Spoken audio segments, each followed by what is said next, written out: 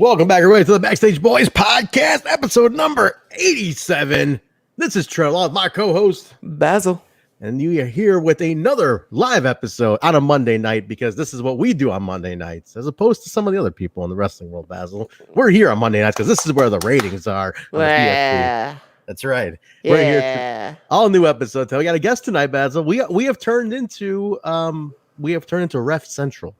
We are Referee Central on this show. You know why? Because refs don't just ref, guys. They do a lot of work. They do a lot of work, man. Unsung heroes. They're like the nurses of a hospital. Everybody's like, oh, the doctor. You know, it's like the wrestler. The doctor's like the star. But it's like, nah, man. The nurses make it all work. You know, so the referees make it all happen. They're the lifeblood in between everything. That's so we like to give some shout outs to our ref pals, man. We had Nate on, we've had Dan Perch on, and tonight we have referee Daniel Spencer, who is a Impact Wrestling referee. He's Ohio Valley Wrestling referee, so we're gonna get his story. OVW, we're gonna get his story, talk to him a little bit. We've all got to know each other, which is pretty nice. You with your time at Impact and getting to know Dan, me through the Impact podcast, All Nonstop Impact, and then getting to meet him down in Nashville as well. So yeah, we've had some good times, man. Yeah. I mean, Spence and I have spent a lot of time this past year because I didn't know him before we started doing the Skyway studio tapings in Nashville. Yeah. Back last April. It's crazy. It's already been a year. So it's wild. So I mean, it'll literally be next week will be a year for the first time Impact started staying at Skyway. That's nuts, man. I can't believe how quick this year went, but and we'll talk about that too. But yeah. It's nuts. Like what has gone on and how careers have grown this year, including Dan's. You know, we're gonna hear all about that, how his career essentially grew during a tough year where a lot of things were going backwards. Some people went forward. You know, your career path. So let's talk about you. Let's recap with you real quick though, before we bring Dan in here. What you were down. You traveled. You were down in Jacksonville. Yeah, down in Jacksonville last week. So this week is my off week, which is good. It's time for me to catch up, and the way how work is scheduled out made it really. They're working really well with what I need and stuff like that. So it's fantastic. But great few days of tapings. You guys saw Dynamite last week. Fantastic show. We just had Elevation air today. Mm-hmm. Some good things coming out of that. Some good storylines as well. And then we'll have Dark tomorrow. And then back into Dynamite on Wednesday. And we got that awesome arcade mayhem match or whatever. Mm-hmm. With Miro and Kip Sabian against Orange Cassidy and Chuck Taylor. So it's good. We get really stacked. Starting to really feel into my groove over there at AEW. It took a few loops to adapt to the style, but I came out of there just really happy with the work that I put out. And that's the only thing is just, it's always trying to improve. I never feel like my work is ever done. Like I always feel like there's something that I have to prove within whatever I'm at. And it's a great feeling. So that's awesome, man. No, I'm glad you're having fun with that. And you know, I can't believe it's already been 2 loops with you. 3. This was 3. Wait, no. So February, because I started in February. Yeah. And then there was 2 loops in February, and then this was my second loop in March. So this was already 4 loops, I think, for me. Crazy how that already went by. Dude, it's so fast. It's already been 4 loops. Like, what? I feel like you just called me and told me you were going, and all of a sudden it's been 4 loops. Like, I know. So that's very cool. It's cool. I'm getting those airline miles now. Yeah, that's good. Dude, I need to get that silver status. I don't want. I'm sick of paying for my luggage. Get those hotel points too, man. Rack all that hotel. Up. I give because where we stay at, I have the app for it, so I just give them my number when I check in, and I get my free Wi-Fi. Get all that shit. Oh, yeah. Dude, all the free perks. And then what I'm excited about is United and this hotel have like a partnership. So it's fantastic. So it's like my airline miles will give me benefits at the hotel. Oh, that's sweet, man. Oh, yeah, I'm so always excited. Get your points. Yeah, sign up for all those rewards cards. You might get like a shit ton of telemarketing calls and spam email, but always get the reward points, guys. Yeah, It's worth that free Wi-Fi. I ignore probably 200 spam calls a day, but I'll tell you what, when I check into a Best Western, I got that fucking premium Wi-Fi, baby. That's what you know. Premium Wi-Fi at the Best Western. Yeah, damn right. You know it, my friend. Oh, dude, and we're like, we're there for multiple days. Like, everyone's using that Wi-Fi. I mean, we have like half of our rosters is like lives on Twitch. It's great. Yeah, cool, man. All right, so real quick, just with me, guys. AAW coming back this Saturday. I'll get to see you. You get to see me finally, which is good. You are shooting. Different. You're not shooting the show ringside. We're gonna have Nick shooting ringside, but you're shooting for PWI. I'm shooting ringside PWI too.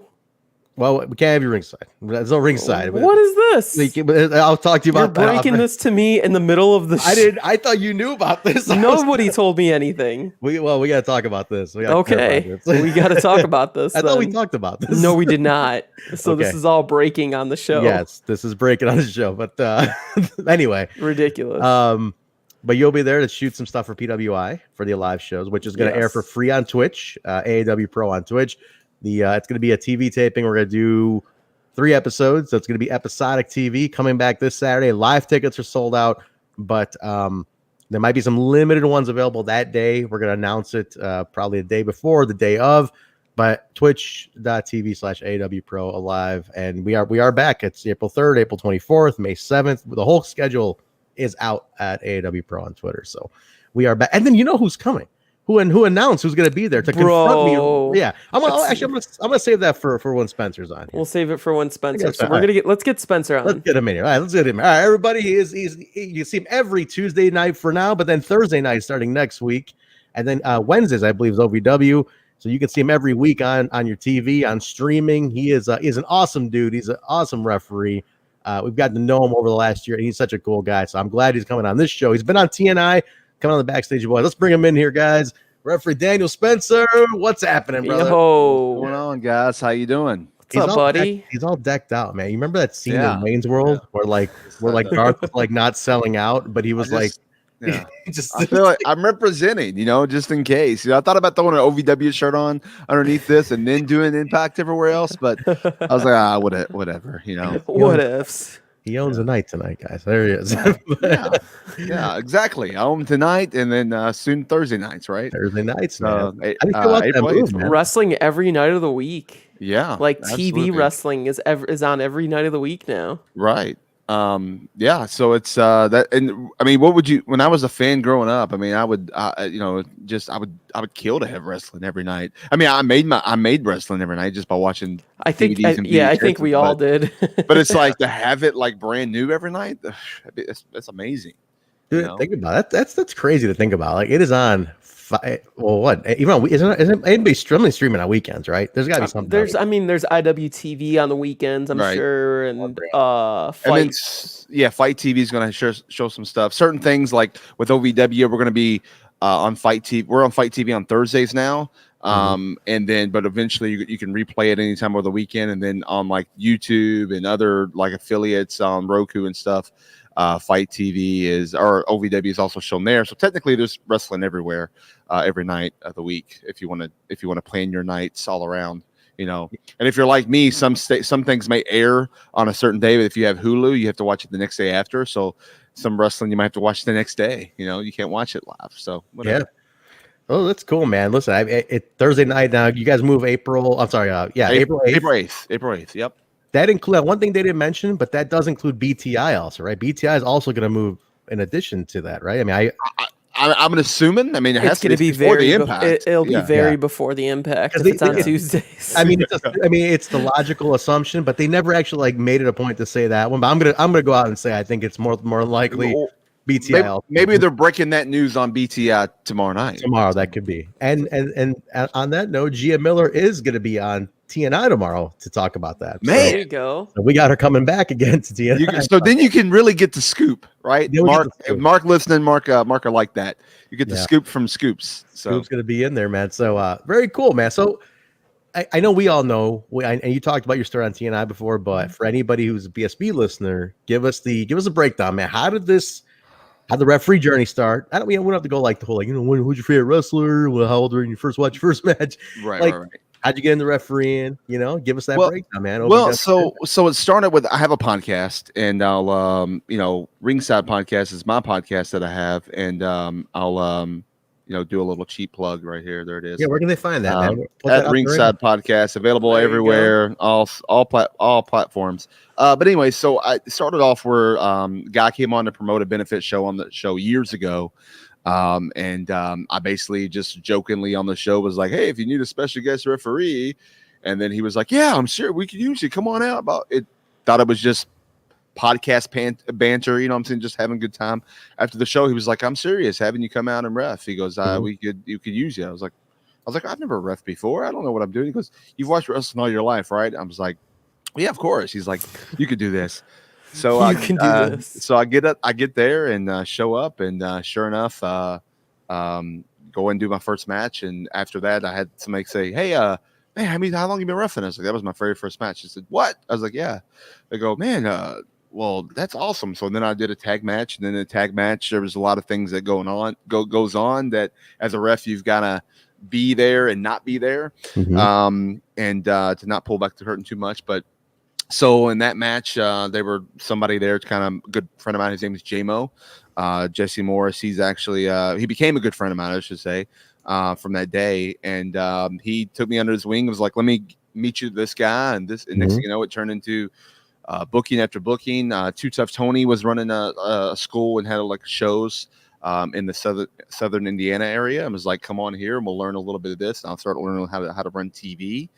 And then next thing I know, OVW needed a spot, and then Al brought me in there, and then got opportunities to do some things with Impact over a year and a half span, and then an opportunity came for me to go to Atlanta last year, and the last taping in front of fans, and then that snowballed into going to Nashville, and here we are. So the key is if you want to get in the business, be willing to do anything, like do every job, be willing to learn. Yeah. I mean, I gave you the real quick short version. Yeah. I mean, the on TNI before, and I just did a show recently where I kind of gave you a real good breakdown and go over the whole thing. So I mean, and the story's out there, but that's kind of really, and there's a lot more to it. Yes, I've done production. Yes, I've done ring crew. Yes, I mean, I'm doing everything you needed me to do as well. I hate to take this from Matt Cardona, but you just got to be always ready. There you go. That's it. So, and when you're, you be ready to train and prepare. I mean, I'm constantly in that ring all the time, whether if I'm not in the ring performing as a ref in front of the camera or in front of a crowd, I'm in the ring performing to better myself, to train and practice.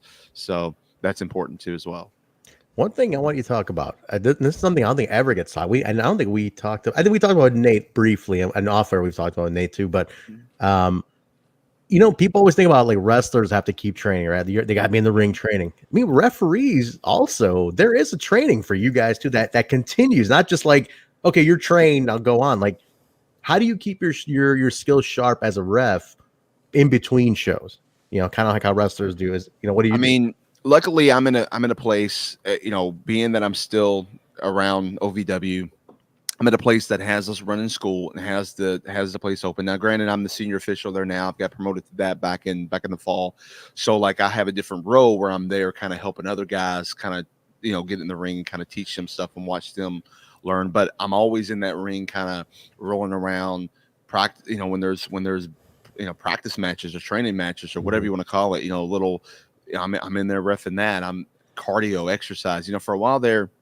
I don't know if you've noticed, but if you look at me back when I first started with Impact compared to now, I'm definitely a lot thinner, not where I want to be. But that's another thing too, is that I realized, okay, to be on this level, you got to do some other stuff too as well. So I hit my cardio more, the weights more, the diet better, things like that. And that was something that I used to do before, and I kind of got away from it. And I was like, and I could tell when you're doing big matches, you're like, I gotta be in shape too, just as well. This industry, this business, the sport is a body image, our It is, body man. Very much industry. so. So, you know, And that even includes as a you guys referee. too. I mean, you're Yeah, on yeah, TV exactly. too. That's one thing And people the don't think about. You're and on television every week. There's and nothing another wrong with thing, that, really. another thing people don't think about is when wrestlers wrestle for the day, they do their one match and they're done. They might do like a run-in spot or they might have a promo, but refs are out there multiple times, 2 or 3 times a That's night. true. Yeah. And then when we're doing these long tapings, I mean, that's multiple matches in a day that you're constantly getting hot and cold on your body. So that endurance is important to keep up with, to keep going through. You can't talk me. Well, he said I read a comment he said before that something about I'm Oh, always yeah. ready, but I'm missing calls lately. Oh, Oh, you yeah. and Mark have a feud that I cannot wait till shows get back and you can fucking just hammer it out in the parking lot. You two, Brutal, this don't know. this brutal. feud goes Look, if on. I don't see it, I can't call it. I don't know. I don't know. Now, Mark and Susan's out to get me now. Apparently, He's a little sensitive when it comes to the knockouts. So Susan, good old Susan. but no, it's aesthetic, man. I mean, you like you said, Basil, you bring up a good point. They're out there multiple times. The wrestler might have one segment. The referees, I mean, Dan, I've seen you out on a Tuesday night three, 4 times sometimes. You're out there a lot. You're getting more TV time than a wrestler does, and it's I think you do. It's an aesthetic business, and people don't realize that you're in that ring right next to the focus of the ring, which is the wrestlers, and yeah, you want to put that emphasis on looking good and keeping yourself together, making sure you can keep up with something. Because I mean, we've all seen bad referees who don't look right, who can't move. I mean, some of the worst things I've ever seen, and I'm not taking personal. I'm not gonna call anybody out, but we've seen refs who can barely get down for a 3 count, let alone get back up to call. If it's only a 2 count kind of thing, like. You can't do that. You have to be ready. You have to be ready to go at all times for this kind of thing. And I think, I think you're right. If you see your product, like you said, your body progress in general, that's one right off the bat, like how you've just gotten even better throughout your time there. And that's really cool, man. And I've had I've been lucky enough to actually most of my career is on film. So, how long now? How long you been doing this? 4 years. 4 so, years, right? so a lot. My career is on film. So when you go back and look at all this stuff, it's like it's amazing. Like I can look back a year ago and go, oh man. I remember watching and I watched when Deanna did the thing with D'Lo and they're going over the Slammiversary match with Jordan Grace, and I had the privilege to ref that match, but it was a great match, one of my favorites that I've got to do. And rewatching, I'm going, oh my gosh, I'm so much better than I am now than I was then, and I really would love to get another shot at that if we could redo that match. But it's you grow and learn. That's the thing, and I like I said, I'm lucky enough to have most of my career on film, that I can go back and see that stuff and then look at myself now and go, I'm not where I used to be and I'm not where I want to be. So I'm just, keep training, keep improving, keep getting better. And, and so it's pretty cool. And I've been around I have some great people giving me advice, teaching me, from guys that I probably can't say their name because of who they work for. And then, guys that are at Impact, guys that are, people that have been in the business, and like having Al Snow too, as well, that constantly is, giving me little things to tweak here and there. So it's pretty cool. I mean, think about that for a second. Al Snow, I mean, he's a 35-year veteran at this point. Right. I mean, people don't realize, people kind of think about Al and the Attitude Era, which is already, just 25 years, but Al was doing it since 82. I mean, he's almost a 40-year veteran. My God, he's about 40-year veteran. Yeah, because he debuted in 82. I remember that. And holy shit, like think about that. You got 40 years of knowledge and just Al Snow that you're getting every week. Like on top of everything else. Impact. It's amazing, honestly. Like it's the stuff he's. I mean, and that's not just in the ring, like outside the ring. Like I've had a conversation with someone today, and I was sharing something that Al has taught me, like just in the way I responded to something, and I'm like, this is just the way you handle yourself too. It's just he's, Al's a great leader, great teacher. I mean, some people don't realize this too, is that Al was one of the people that that they sent Steve Austin to learn how to have before his big match with Bret Hart. They sent Steve to train with Al to to have this big match at Survivor Series, the submission match with Bret Hart, or maybe it was the first. It was one of those matches. Crazy. They trusted Al back then in 1996 or 7. So that's how impressive he is when it comes to teaching and training. And I mean, we can go down the list of all the people that has come under the learning tree of Al Snow and it's been successful. And some people you would never even know. You'd be like, whoa, wow. I mean, Josh Matthews is one of them too, Yeah. So. My dear friend, Danny Daniels, Basil, was trained Danny by Daniels. Al Snow. So he was owner of AAW. He was trained by Al Snow. So there you go. We got a direct connection there too. So that's even Scott D'Amore did some, trained under Al and started years ago too. So when he first got into business, so I don't know the full story of all that. I just know a little bit of it, but I know that they have a connection from the beginning too as well. So yeah, it's pretty cool. Yeah, it's pretty sweet, man. So let's talk OVW a little bit. I want to get because this is your home promotion and you're there every week, right? You guys do TV every Wednesday, right? Oh no, it's Tuesdays. Tuesday. No, it used to be Wednesday. We moved to Tuesdays because that is the traditional night in Louisville for all those years. Is Tuesday night at the Garden, man. Yeah, right. Exactly. So that could change too, but right now it's still Tuesday nights. So they don't still run shows at the Louisville Gardens, do they? No, that's like a storage center. It's so sad. Yeah. Oh no. Really? We stopped off to see it on the way back from Homecoming. Yeah, 2019. But yeah, I don't know if this is it's abandoned totally, huh? They're not doing anything. Yeah, it's not. They're just storing a bunch of stuff in there. Yeah, it's sad. I used to work one of my old shoot job used to be right down the street, like a block away. So I would literally see it every day, and just look at it, going, "Oh, I would love to just referee one match. It could be the opening dark match. I don't have to do anything fancy. Just a 2-minute match. I just the history in that building, man. That's so much history. That's crazy. I didn't. But you guys, is it still a Davis Arena then? Yeah, still the Davis Arena currently. I know we have some new investor owners that are looking to kind of change some things up as far as possibly moving. We've talked about moving in the last year, but right now we're still at the Davis Arena since it's been there in 2003. The same arena that actually Impact has ran a couple shows out of over the past couple of years too as well. So it's cool. So let's talk about it. So under the Al bought it a couple years ago. I remember that. Right. Was it Les? He took right from Les Thatcher, right? Like Les had, and then he went to. No, Danny Davis had it. I'm sorry, Danny. I'm sorry. I'm thinking. Oh, Les Thatcher's. I'm sorry. Yeah. He's Heartland. Danny Davis is what I meant to say. Danny Davis to Al, and Al did a bunch of different things, right? I mean, it's registered as a vocational school as well, right? Like, you don't talk about this enough. This is crazy. Like, it's the only like trade school for wrestling in the world. You can literally get a scholarship or get a funding, I should say, a grant from the state, right? To go to school there, a degree, to go there, and you would get a degree in professional wrestling. But you don't just learn to wrestle; you learn the production side of things. You learn the writing side of things. There's so much that way, because we all know a lot of people in wrestling may not have after so long in the ring, they may have other things they do in wrestling, that they can make a career of. I mean, there's a guy by the name of wrestler named Paradise, Jimmy Long. He wrestled for Paradise. Then later he goes to Impact and does production, becomes one of the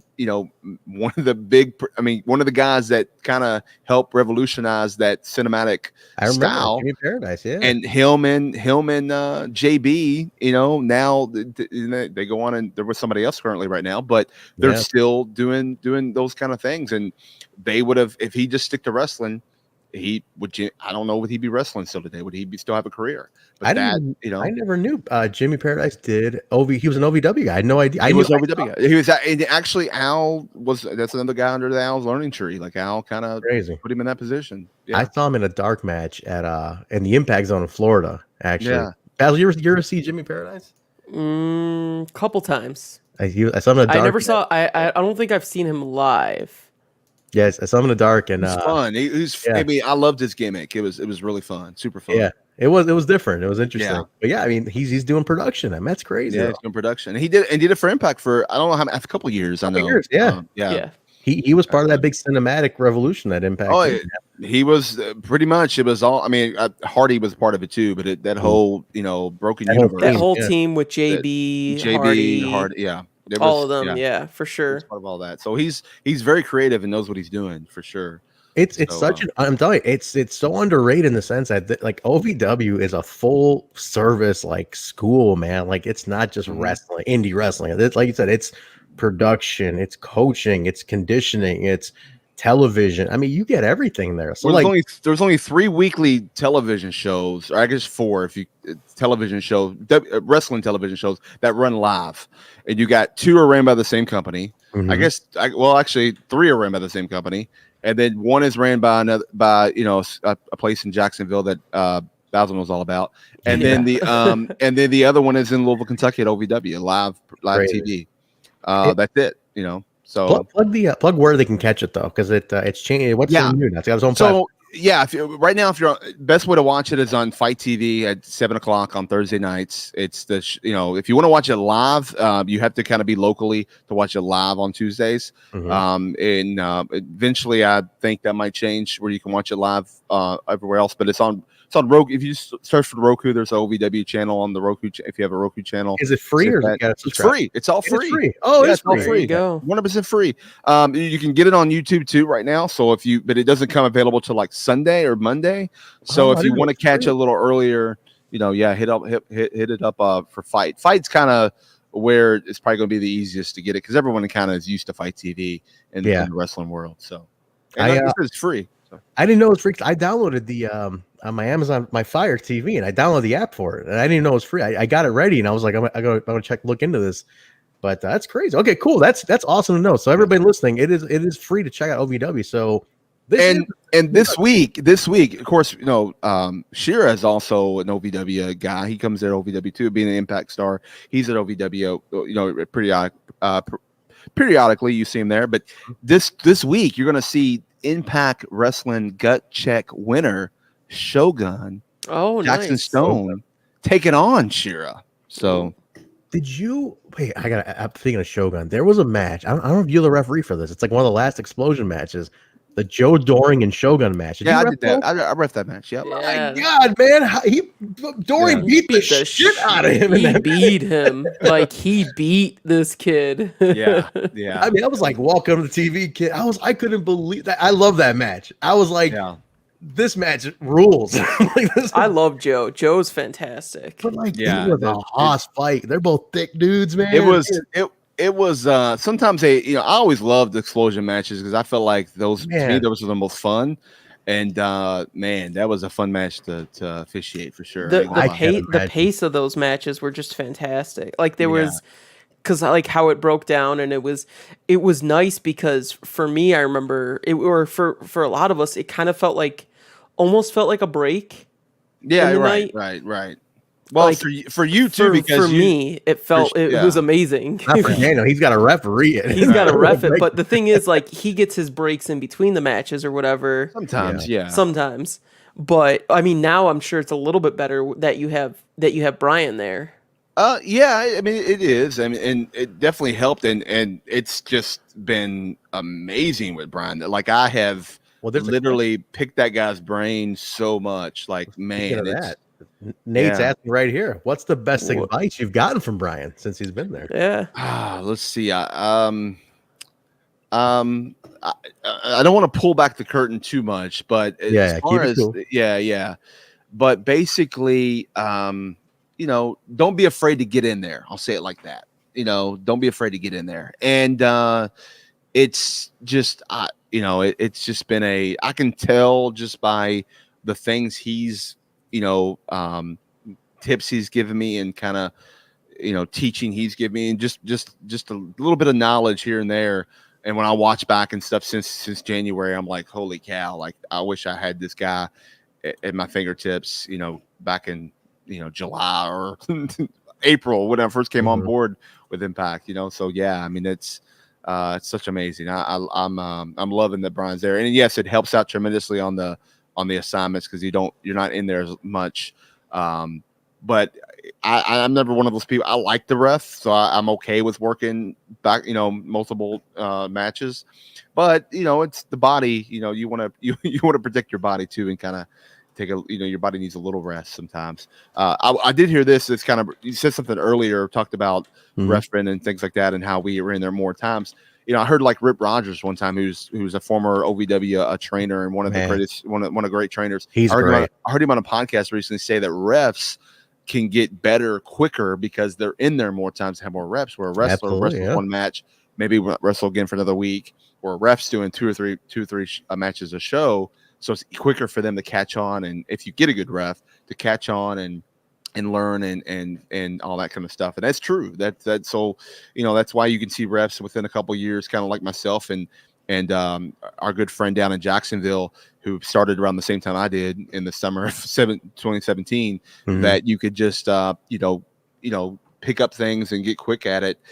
Background in theater and stuff helps too, but just and the fact that you can catch on a lot faster than you say maybe it takes a wrestler to. So yeah. Have you ever had any injuries at all? Any, like, you ever caught up in something? Because I remember hearing a story with with Todd Sinclair was telling me one time where he there was some kick that got him, like generic was going in for like the corner or something one time, and like something happened where he took it all, and you see it again. He's like fucked up, man. Like he just took this fucking running kick end in the corner. He just he took it and he was out.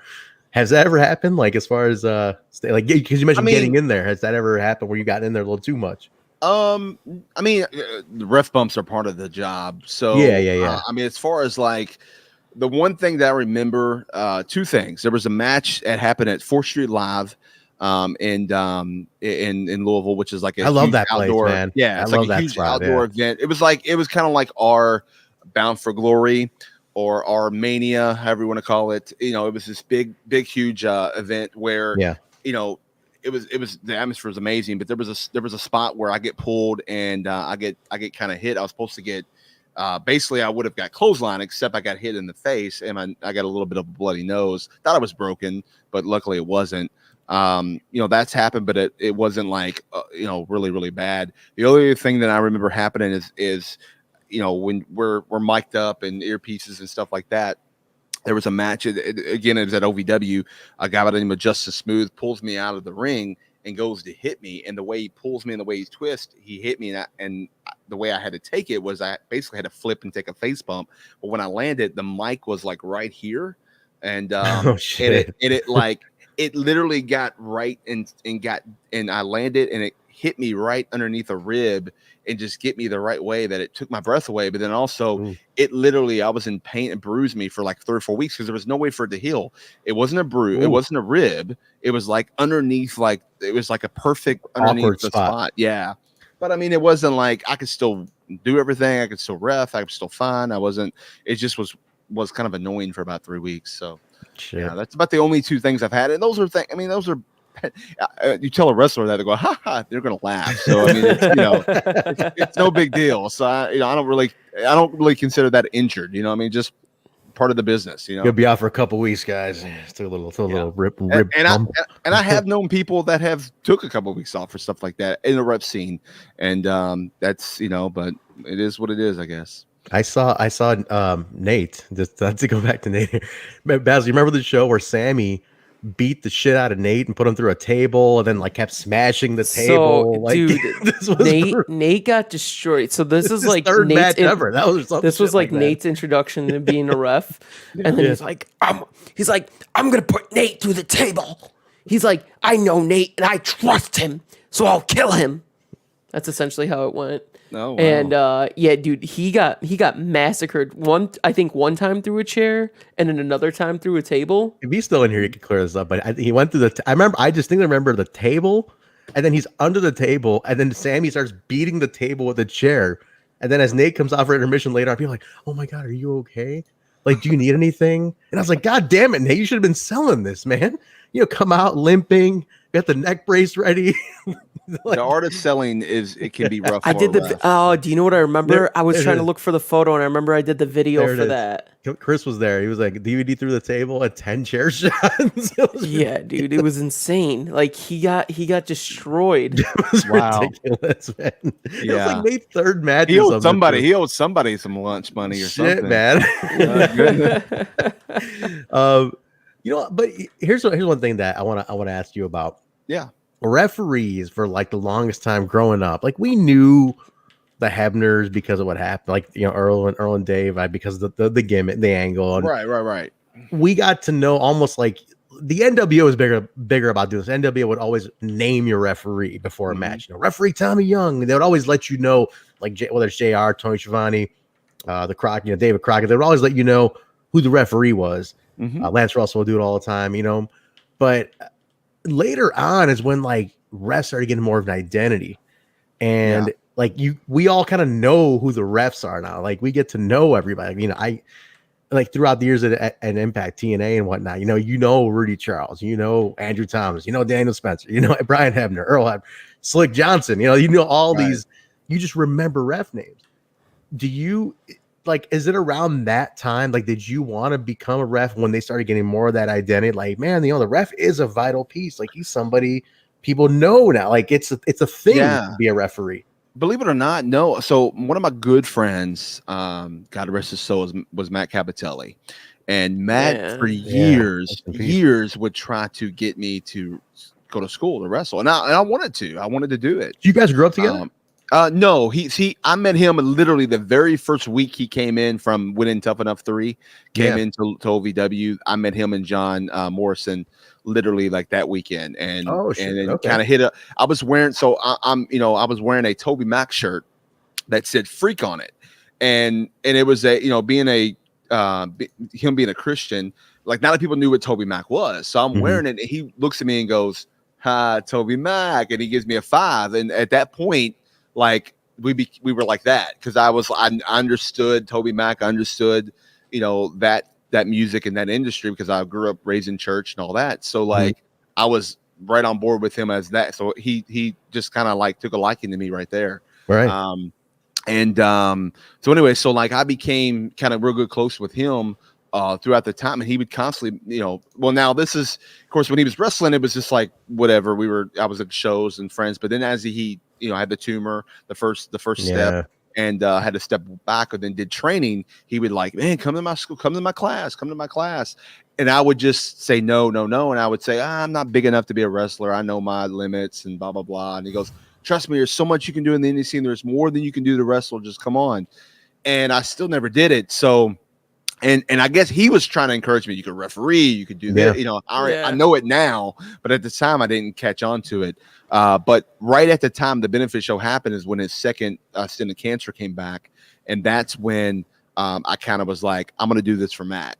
So I told him that before he passed. I said, I'm refereeing because you've always encouraged me to get in there, and I regret not letting you train me.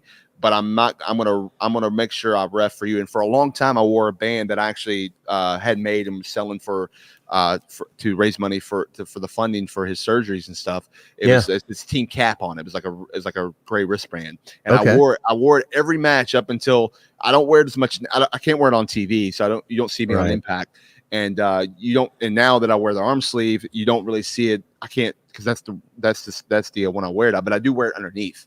So it's there. So it's with you in spirit. It's there. You just can't see it. Yeah, that's really nice that you do that for him. I think that's awesome. I mean, we always have those people that have motivated us or inspired us, and I think that's really cool that you have that story with Matt, because Matt is someone who definitely should have been a bigger star, but unfortunately, because of everything that happened with his health situation, like. And you can tell, like, even WWE was like devastated that he couldn't be who he should have been. Right. So. It's sad, man. It was cut short, and I think that's awesome that you still honor your friend like that, man. Because and it's good, it's a way to keep you grounded. You don't forget where you come from in that sense, Right. It doesn't matter what success comes for you after this. It's like you're still rooted in. if you, Matt, literally, I mean, I've met some very nice people in this industry, you know, in this business and in this world, but there's no one nicer and sweeter and a cooler person than Matt Capitelli. That's wonderful. So, and that's, you know, it sucks that he's no longer here, and I'm still close with his wife. And every so often we get together. There's another kind of person that Matt kind of linked me with. It's become my sister, lives in Illinois, and she comes down to visit every so often. And we'll go to Matt's favorite pizza place, which actually I just took my fiance there this past weekend. We went and we actually ate there. So it's New York style pizza. It's actually the only in Louisville, Kentucky. The most authentic you can get because of the water. It's a little bit different, but the Louisville water is really good too. Of New York style pizza. So.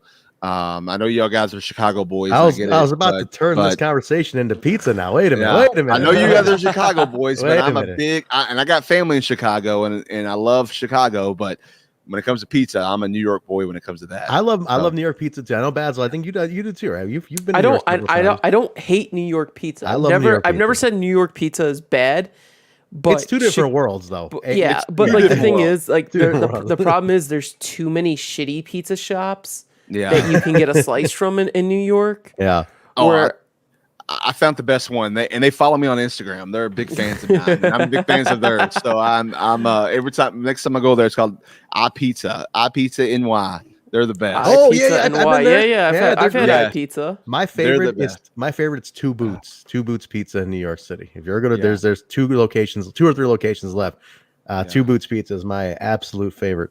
And definitely. No, New York pizza is great, man. No, when I'm in Chicago though, it's Portillo's. It's all Portillo's. Portillo's guy, okay. I'm a Portillo's guy. They opened up a Portillo's in Detroit.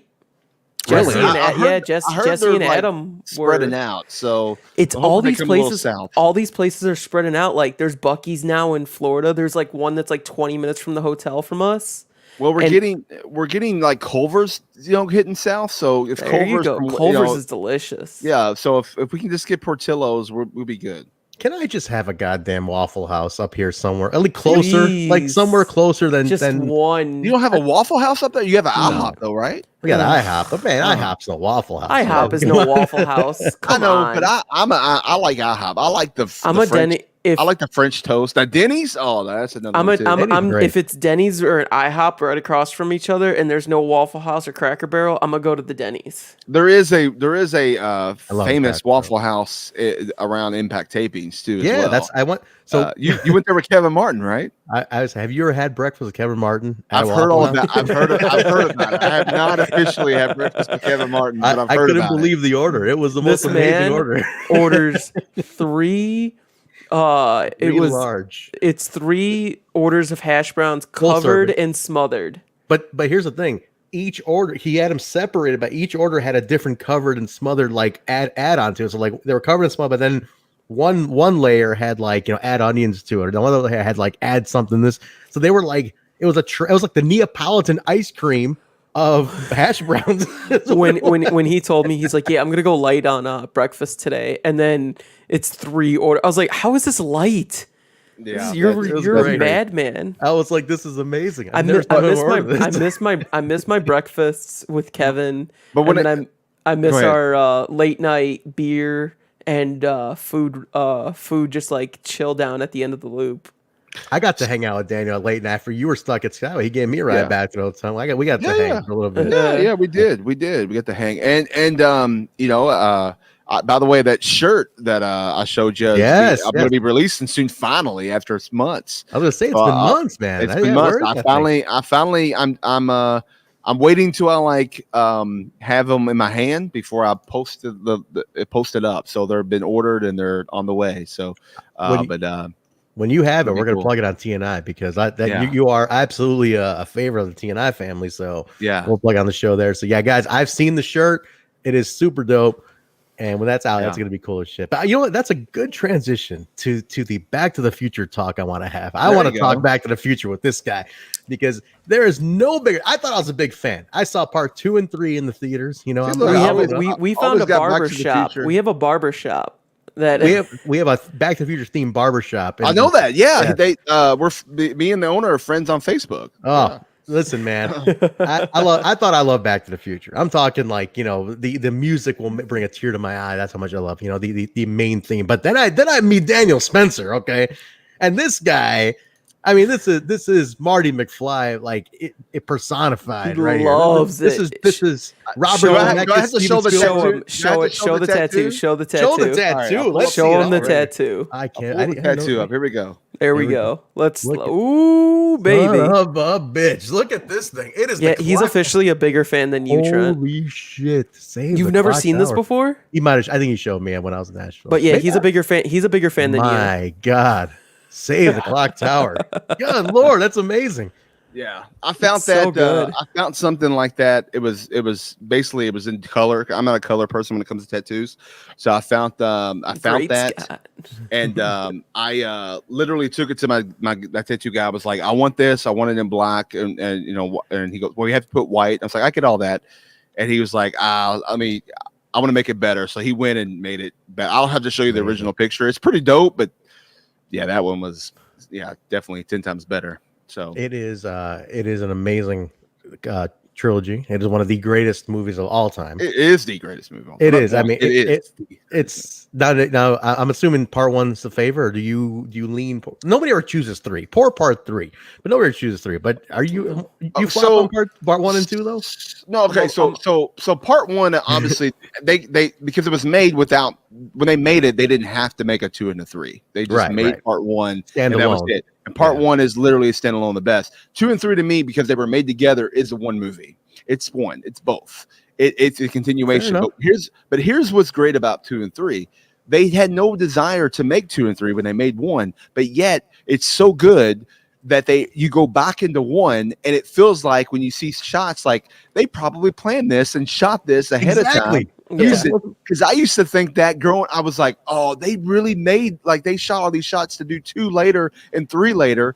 No, not at all. They went back and just kind of went back into the movie to kind of recreate it, and they did a phenomenal job. Now, granted, I cannot pick out things. Sure, I can pick out things that are a little off, but then it takes the fun away from me. So I want I want to just forget it. I want to enjoy it. And I know that what I love about Robert Zemeckis is they had many times in the new digital age to fix Marty's hand when it's fading on the guitar, and they will not fix it. And I love that they didn't fix it. No, because I'm glad they don't George Lucas it and change something, I agree, man. It just keeps the integrity of the movie by that faded, the way the hand is. I'll tell you one of my favorite.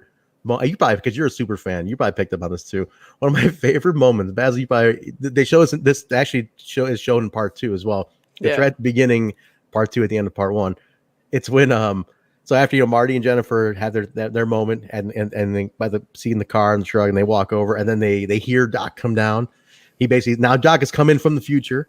And then he like hits the garbage cans or whatever. He comes in, right, and then opens the door. He's like, Marty, and then you hear that goofy music start playing. Right? The look Marty gives Jennifer is one of my favorite moments of that. He just looks at her like, the fuck, like the fuck, like watch the look he gives her. He kind of looks at her like, what the, like, I just had a moment to breathe. Right. It is such I'm talking a minuscule little moment. I pop every time, like, he's Marty. Yeah. That's great, man. I love that movie. I've watched I don't know how many times, but I mean not as many times as you, but it is such an I'm sure you've seen all the makings of and documentaries, right? There was something that popped up on, I don't know if it was Hulu or something. Me and my fiance was doing something, and it was like a documentary that came out a few years ago about the Back to the Future, and I'm like, I started to see the little trailer for that, and I go, and she's like, I know you're gonna watch this. Well, technically, I own it. I've already watched it, but I didn't want to watch it again. I'm going to watch it again. It's just that's the way it is. But yeah, what drove me crazy is all these toys that came out. That's what I want to talk to you about. You spent a lot of money on these toys recently. I have, because they all came out at the same time. Like, can you like spread them out for me? Not at all. You go to Target, and it's like part 1 series, part 2, part 3, and then the fucking cartoon, the Back to the Future, the short-lived cartoon. They came out with the toys for that. Yeah, I know. So $40 a piece. So what me and Speedy will do when we have like the pay-per-view loops, because we have a few days in between, and we go figure hunting almost, because we were always trying to find like AEW figs, and Would then you like collect that? I didn't know you were collecting figures. yeah, I've been I didn't know that. It's got a little figure back there. Well, I'm sorry. I have a few Funkos. I only collect stuff like if I really want to figure. I'm not gonna collect the whole line. I'll collect certain figures from certain lines that I want. Right. So we were going around, and there was like all those big Back to the Future box toys, like that have the flap and everything. Yeah. Those were like $50, and I was just like, They're Jesus. pricey, man. I was like, man, I want all these things, but it's like I can't afford it. So so what I've done is, like, if I walk into a Target, I'm gonna give my secret away. If I walk into a Target and I find, like, I already got this dock and I found the box smashed, I'm like, huh. So I go over and I talk to the manager and I get it cheaper because I want to open it. I want to let it breathe. That's right. Let them breathe, Let 'em baby. breathe. Let them breathe. So that's why I have a Barney of dock and a couple other ones opened up and then some of them boxed up. But yeah, like actually, speaking of let it breathe, Matt Cardona's what I love about his philosophy when you go to collect stuff. He's like, collect what you like. He goes, why do you don't have to collect the whole series just to collect. If you don't like it, don't collect it. If you just like one thing out of that series, get it and that's it. And I'm actually the same way. Like Funko Pops, I collect certain ones. I have a lot of them. I have a lot, probably more than my fiance wants me to have, but she's cool with it. But thank goodness. But I have them and I get them, and and when it comes to the toys or whatnot, I even even today when I did an errand, I got asked, "Are you going to stop and get some toys?" No, I'm actually not. So you need to go on a figure hunting with Myers and Cardona. We were going to do that recently, and it just didn't work out. I had some other things I had to do, and it just the timing. And then when they can go, I can't go. So it's like kind of like trying to find the right timing together. It's going to be the issue. Make it happen. Yeah, we'll make it happen. Cool. There's a place in Lexington they actually went to online. It's like Toy Vomit, but it's like Toy Headquarters or something like that in Lexington, Kentucky. That's not too far. That actually they've done signings and shows there, and they've got amazing stuff there. And it's mostly wrestling, but they have a lot of other stuff, which I do like. Other things like the Back to the Future. I like some of the old like Ninja Turtles and stuff like that too as well. So stuff we grew up on, man. That's what it is. Exactly. Have you ever met anybody from the cast at like a Comic-Con or anything? I have not. So my cousin did though, and my cousin, I have a signed Back to the Future Part 2 poster with Christopher Lloyd, Leah Thompson, Bob Gale. Wow. No, I'm trying to think there's one more signature on there. I could have got Marty or Mike J. Fox. However, it was a $500 donation to his. But it was a meet and greet. So if I was going to meet him, then I would do it because I was fine with it. I would meet him, get a picture taken, and it was all included. So I'm just going to get the autograph, but he's going to who's going to get the picture? So I was like, it's not worth to me. It wasn't worth that, but it would be worth it to do it in that point. I know it sounds crazy, $500, but it's a donation, so I can write it off. You can write it off, absolutely. and it's Michael J. Fox, man. I mean, he's the guy. That's awesome, dude. I used to have Basil in my bedroom. Growing up, I had all 3 posters, man. They were all there. I wouldn't be surprised about that at all. Smothered and covered, man. Framed and everything. I have all the posters. They're only like one hanging up, and that's the other thing too is that it's trying to I want to have a display of stuff, and I'm going to kind of display it with going to have your wrestling figures displayed and all that. I'm one of the only few people that got an actual Impact wrestling ring, toy wrestling ring. So okay, there you go. That may have it's nice to know people that are that run a wrestling figure podcast and are Impact superstars. but yeah, so it's and I was able to get something like that. So like I collect things, and these Super 7 figures that are coming out, I'll plug those guys. They're doing some great stuff. Back to the Future set, but also you got the Good Brothers, and you got Myers and Cardona in there, and I think I've even heard some other rumors about some people too as well. So can we be hearing, Basil, that there's potentially a Daniel Spencer action figure coming back out? Because there's a lot of buzz about some Impact figures to start again. I mean, there's been a lot of talk, man. People want the figures back though, man. Yeah, they want them back. I do have somebody did my good buddy of mine for Christmas found somebody that makes custom figures. It did make me a Daniel Spencer custom action figure. Very nice. So it is pretty cool, and I got it. And I'm jacked though to the Mac on it, and I'm not that quite jacked in real life, but so I appreciate the compliment. But it is pretty cool to have it, and that's actually me standing.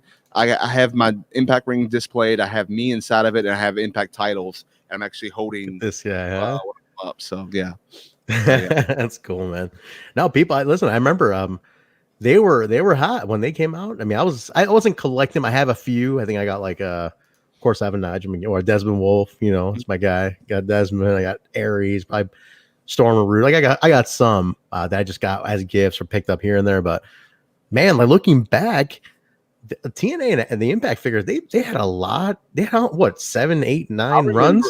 Yeah, they did, and to this day, when I walk into like certain places when I go toy hunting, I see a lot of them. And, you see them, yeah, they're out there.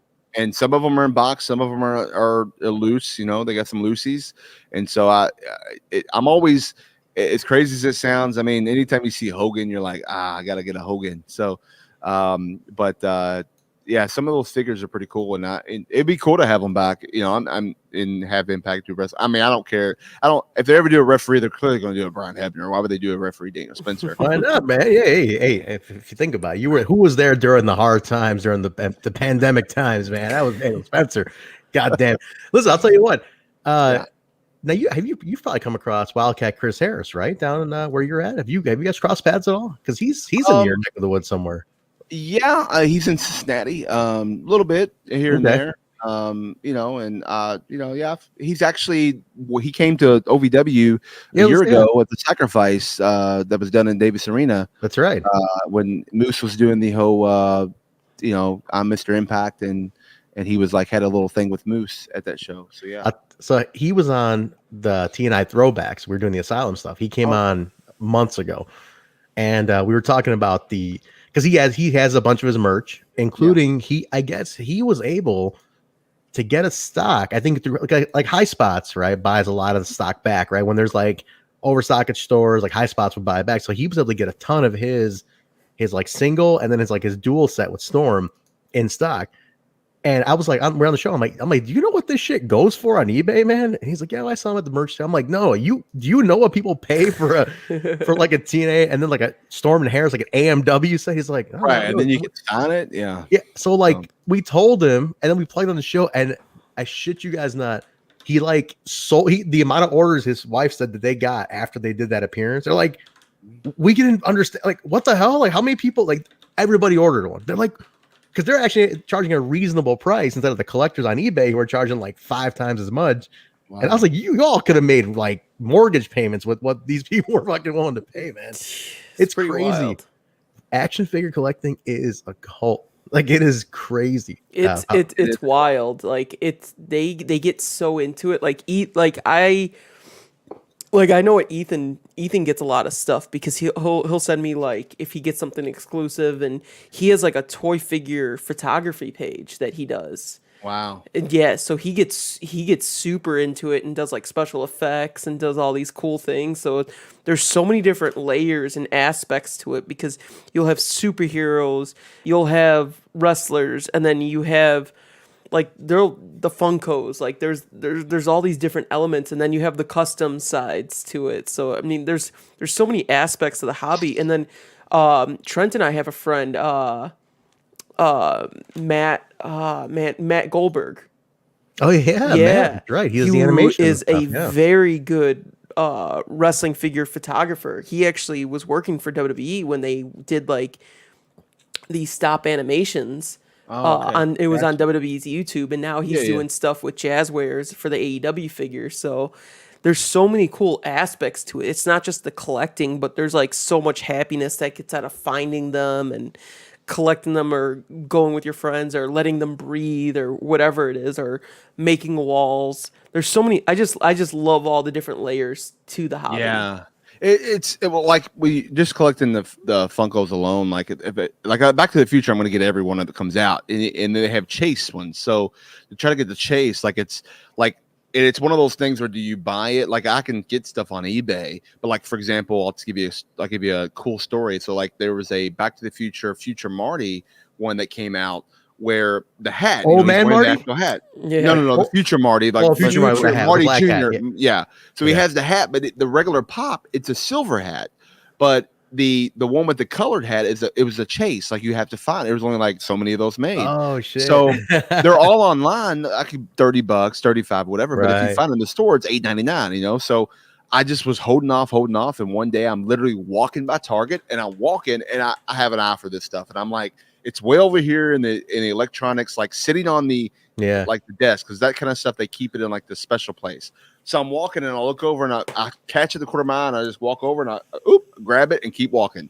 And I was like, and I paid $8.99 for it. And I was almost going to buy it for $35 on eBay. And it's like, no, I'll hold off. And sure enough, I found it. So, it's sometimes I wanted it badly. And trust me, I would have spent it in a heartbeat, but I just, I decided to wait and the fun luck of it's came. the chase. Yeah, The fun of it's the chase, man. Yeah, exactly. I love that part of it. There's one figure I'm looking for. I won't say who it is, but there's one figure I'm looking for right now, and it's very hard to find. And Walmart gets stocks of these figures every so often, and for some reason, that one's the first one off the shelf, of course. And I'm like, so I'm trying to get it, and I got a few people looking out for me. So hopefully I'll get it. Soon. So why don't you tell us off air, because we're in a big city and all, we can keep an eye out for you too. We'll see what we can find for you. I'll tell you off air. I'll let you know. I gotta loop it back to the Future as we're start wrapping up here now. Who is, in your opinion, the absolute worst character amongst the entire trilogy? If you had to pick one character to be like, man, fuck this guy, who is like the fuck this guy character? Man? Look at Spence right now. He doesn't want to do this. Question. He doesn't want to do it, but he has an answer in mind. I don't. I'm trying to think, like, because every your Jar Jar Binks. Yeah, who's your Jar Jar? I'll tell you who's your Jar Jar Binks. You want to think about it? I'll let you stall for like a minute. I'll tell you mine. Okay.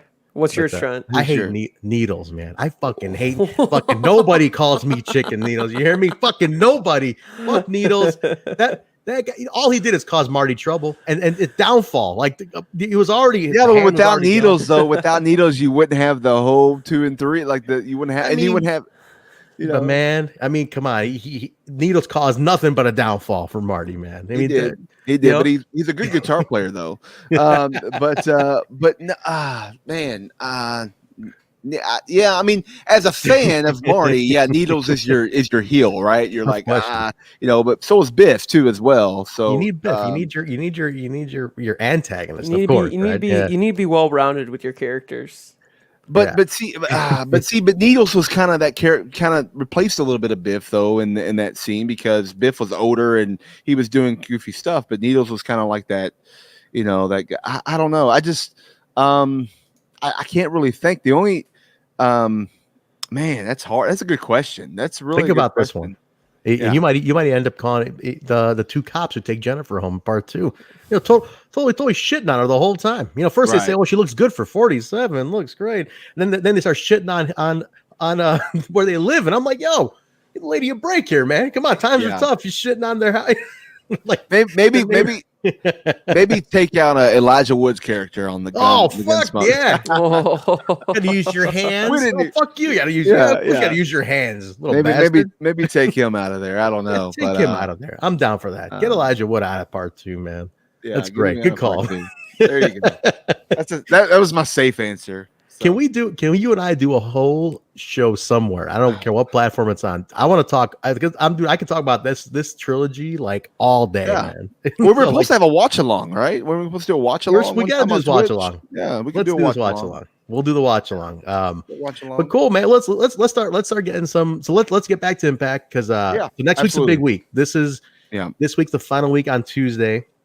Yes. But next week we shift over, and then we got Hardcore Justice, Rebound. So give me your.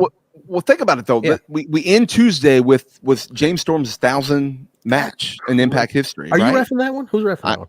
I am not reffing that one. No, that's a big match, man. So you know who's going to ref that. Yeah, that's a big match. So and rightfully so, it should be reffing that.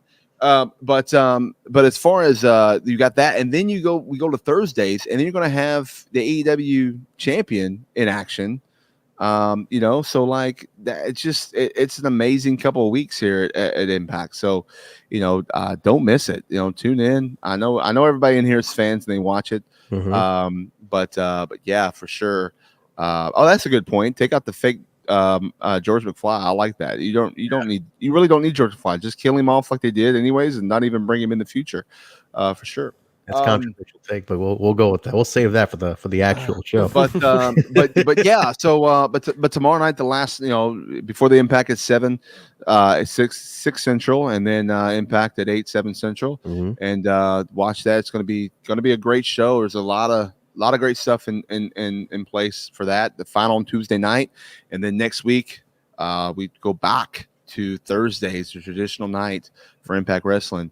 And same concept, 7-6 for before the Impact. I'm pretty sure that's gonna be announced, and then 8-7 Central for Impact as well on Thursdays, and it's gonna be amazing. And that leads right into Hardcore Justice.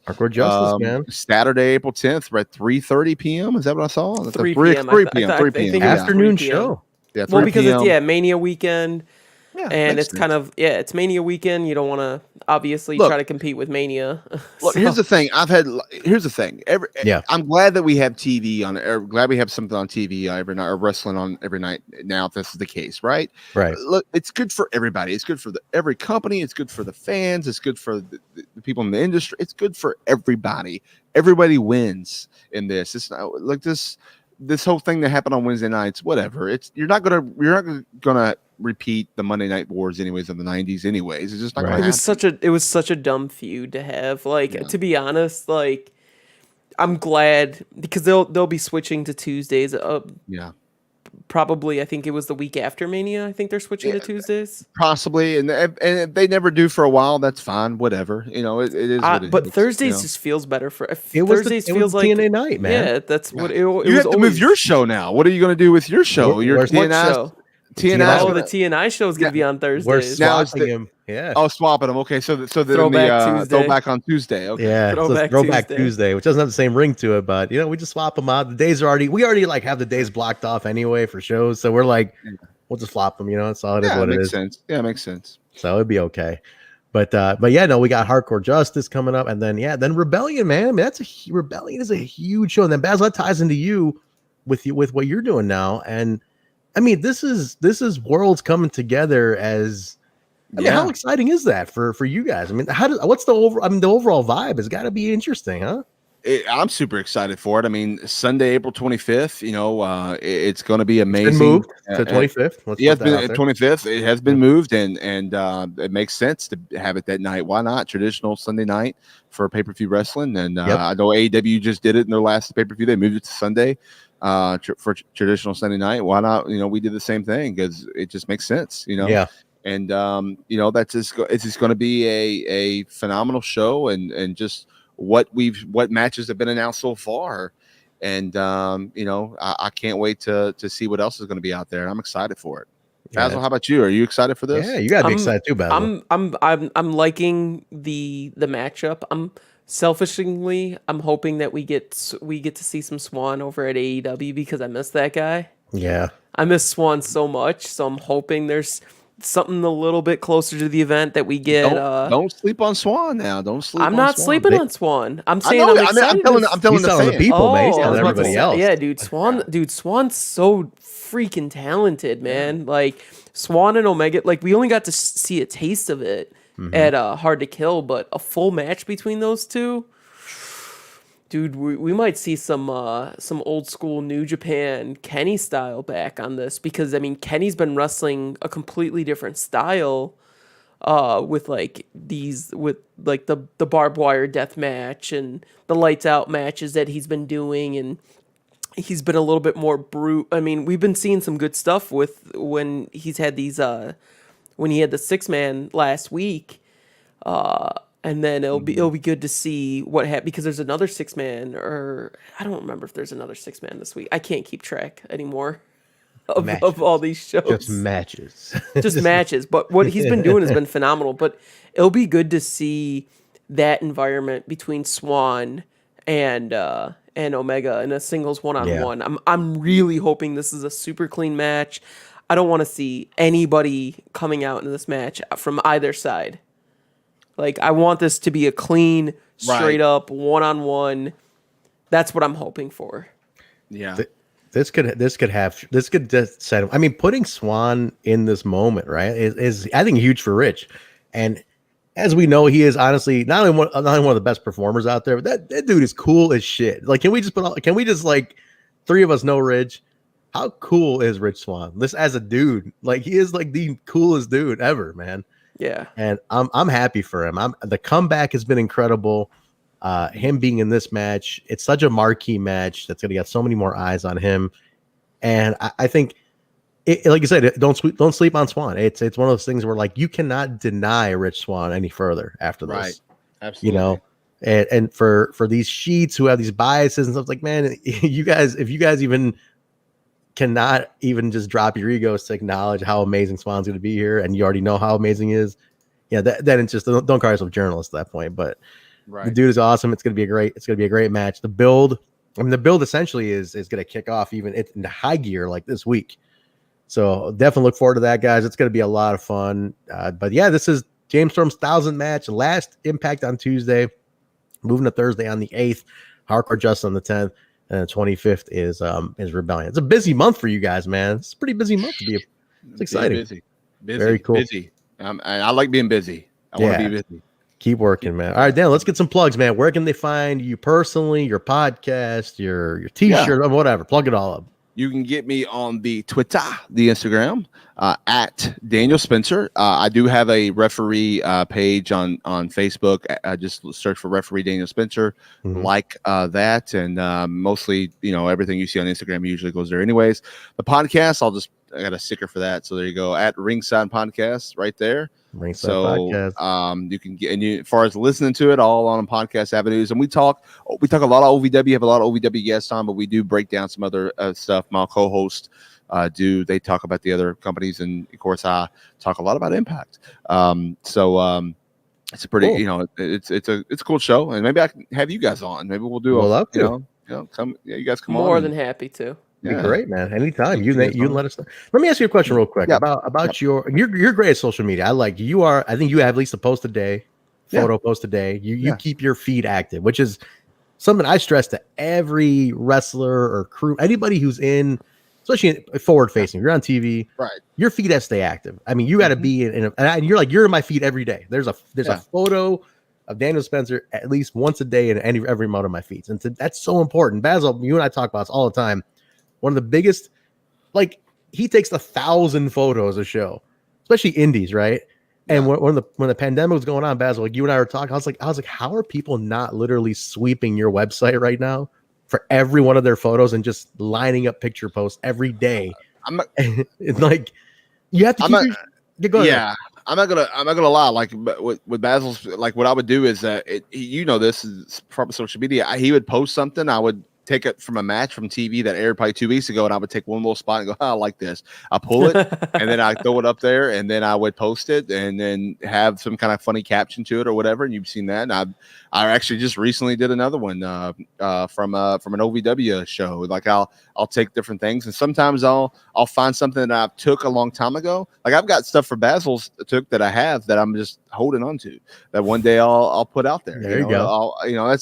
That's kind of the way to do social media. Somebody actually asked one time about that. I said, look, don't, when you post a picture and you put, here's all 10 pictures. Sometimes I'll do that if I need to, if it's an event.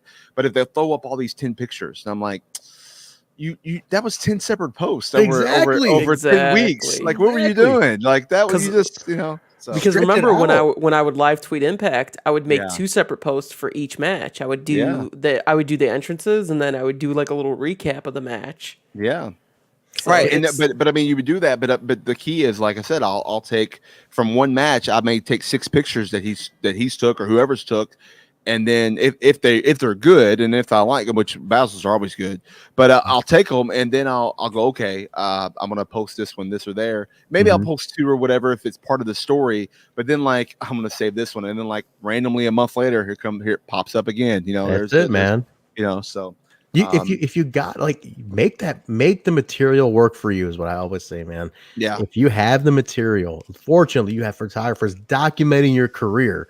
I mean, shit. Like you said, 10 photos, man. That is 10 days of posting. As far as I'm concerned, that is not one big load that you just dump. The thing I got to get better at is the story mode, because I do stuff on Snapchat, and then I'm like, oh man, maybe I need to post this on a story. So I don't like that Twitter added that fleet or whatever it's called. Yeah, I'm not a fan of that. Why try to be Instagram? Instagram is Instagram. You be Twitter, but whatever. Yeah. But no, you do great with that, and it's something that I encourage anybody, man. Like, just get. After a show you're on that has photos, go get your photos and save them for yourself too. I mean, you are in the age of like amazing photography and videography these days. Like people like Basil up the game in the Indies in Chicago. He revitalized photography, right? I will tell him he's too humble, and he's just sit there and be like, "Shut up! I don't want compliments. I hate compliments." He's one of the best. He's one of the best. He upped the game. He upped everybody's game around him. And I'm like, you have photographers like him in just one city. Not only then he goes to other cities, and who literally provide here's a shitload of content.